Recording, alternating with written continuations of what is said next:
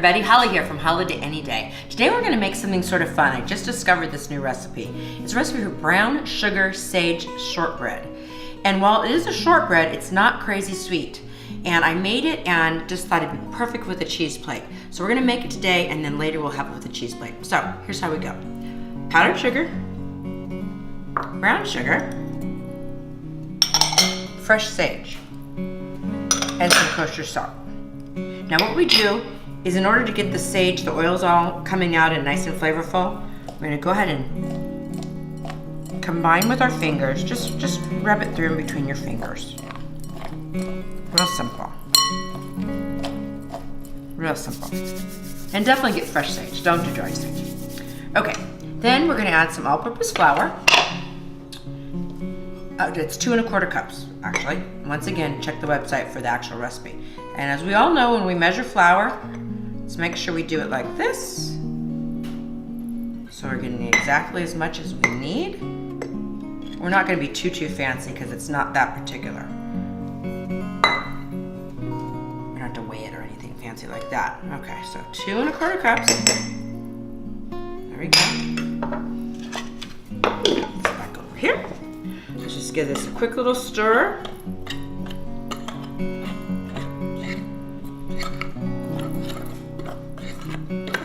Combine, no biggie. Okay, now we're gonna go ahead and add this to our KitchenAid. Now to this, we're gonna add a couple of sticks of softened butter. And it's fine if it isn't crazy soft and you put it in the microwave, which is what I just did here. Just drop your little butter in there. We're not doing a puff pastry, so that's why we don't have to do it in the cubes and cold. Okay?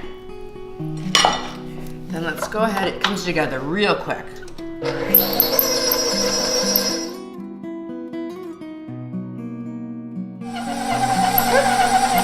That's it.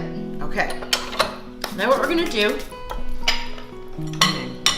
get all my stuff out of the way. Let's get some plastic wrap.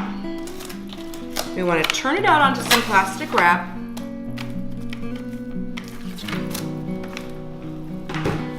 And since it does have so much butter in it, we're going to have to chill this a little bit. It's always such a pain to get off. There we go. We're going to have to chill it a little bit before we want to roll it out. We're going to roll it out later. So, in the meantime, that's what it's going to look like. Press it together. Now you can also make this with olive oil instead of the butter, and that would make it a vegan recipe, and it turns out really good. A little bit different consistency. It's a little bit soft, but very, very tasty. Very tasty. So let's just take this here, form it into just a little disc. Nothing too fancy. Okay?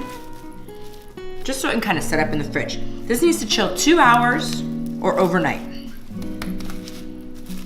And so you can see all the little pieces of fresh sage in there. And then we're just gonna wrap them up. And I'm gonna pop that into the fridge for a couple hours and then we'll come back and roll it out. And our brown sugar sage shortbread has been in the fridge for a couple of hours. I just pulled it out. If it's been in the fridge longer than a couple hours, you might need to let it sit for a little bit because it'll get pretty hard because it's got all that butter in it. So what we're gonna do, we're gonna go ahead and unwrap the guy. And I've put parchment on my board because it's a very sticky dough with all that butter.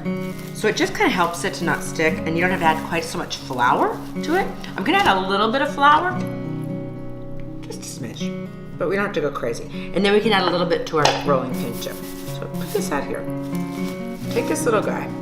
And I think I might, you know what I'm gonna do? I'm gonna cut him in half, because my board is not that big, and we'll just do one section at a time. It might make it just a little bit simpler for us. So, we got this little dude here, okay? Then I'm gonna put a piece of parchment on top. And these are cool. You can buy the sheets that are pre-cut. It's much easier because then they don't roll up on themselves. So we're gonna just give this guy a go. It's still a little bit firm. It's gonna do pretty good. And we're gonna roll him out to about 1/4 inch thick. Now, like I was saying before, You can do this with olive oil instead of butter. But word to the wise, if you're gonna do it with olive oil, it's a little softer dough, so don't roll it quite as thin. I had trouble with it falling apart a little bit. Very tasty, but just not, didn't hold together quite as well. Just changed the texture a bit. Let's see what we got going here. I'm pretty good. Now you could use this for anything. I mean, they are a cookie because they do have sugar in them, so they're a little bit sweet, but I'm gonna serve them on a cheese plate. And I'm gonna cut them out in a pretty shape. Cut them out however you like, of course, and you could even cut them out with a knife, like cut them into little squares. That would be completely fine. Let's get this guy rolled out a little bit. It can be a little bit crumbly, but just push them back together. It's pretty forgiving.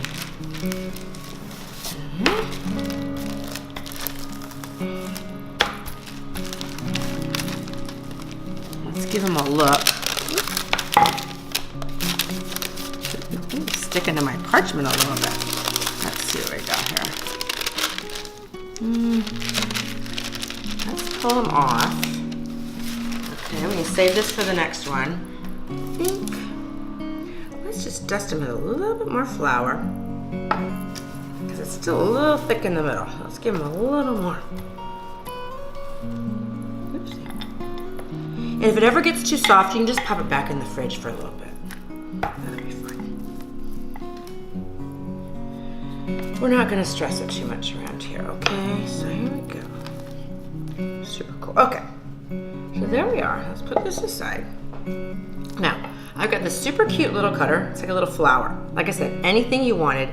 And since we aren't doing it as like a Christmas cookie or anything, or something cutesy, we can just, these will work nicely on a cheese plate, and they'll look nice. They're a good size, 2-bite size. So go ahead and do this. As you can see all the little flecks of the fresh sage.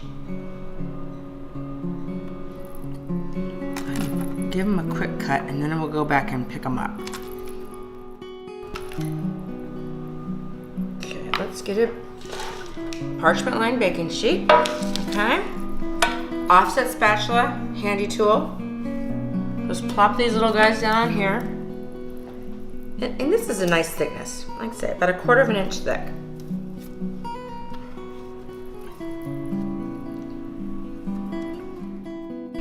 Okay. Let's go ahead. There's enough to cut one more out to finish up our little cookie sheet. Perfect. There we go. Perfect. And they're not going to spread at all, so you don't have to worry about that. These are a little far apart. You could squeeze a few more if you needed to. So let's put this in a 350-degree oven now. Okay? Okay. So here we go. My lovely oven on the floor.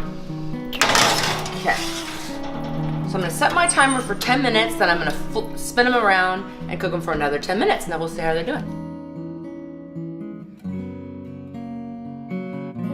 Go.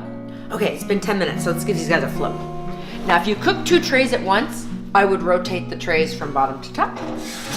We only cook 1 tray today. That's fine. Okie dokie. Another 10 minutes, we should be good to go. Let's see how they're doing. Okay. There we go. See, they get a little bit crispy, a little browner. You could cook them longer if you want. I wouldn't cook them less long, but these look beautiful. So we're gonna let these cool on some racks, okay? Hey everybody, we're back. The brown sugar sage shortbread is cooled. We've put it on a pretty little cheese plate. Whenever I do my cheese plates, I always want to do some different colors of cheeses. I've got a nice bright cheddar and I've got a blue, but make sure you do whatever your company likes and whatever you like. But these are so yummy. They're actually kind of sweet, kind of salty, so you can use them as savory or you can use them as sweet. They're fabulous. It's easy breezy, and I always go with champagne.